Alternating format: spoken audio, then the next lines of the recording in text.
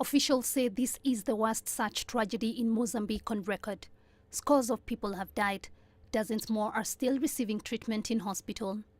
Homemade beer is popular in the country. It's usually made from millet. It's not clear exactly what was in it to make it deadly. Health officials suspect crocodile bile. Scores of people drank the beer at a funeral in Chitima. A toddler is among the dead. Health officials say the initial influx of cases was difficult to deal with. The treatment isn't working at the moment. We couldn't treat the symptoms. It was like a war without knowing who the enemy is. We couldn't identify the cause. We don't know what was the cause of the poisoning.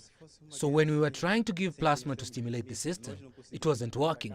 The patients seemed to get a little bit better for a while, but then they would have a terminal phase and lose their lives. I lost my uncle yesterday at 6, named Vasco. I also lost a couple of my mother's cousins, my sister-in-law, and now my cousin is in very bad shape on oxygen. Yes, they are on their own.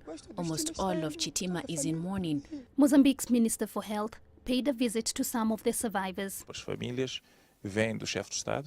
Words of comfort for the families from the head of state, His Excellency Armando Emilio Guebuza, sent us here to give a word of solidarity, of comfort for the pain and sadness from him, the government of the Mozambican people.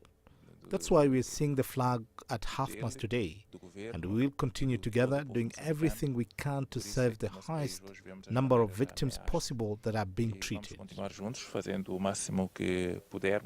The home brewing of traditional alcoholic drinks is a common practice in many African countries.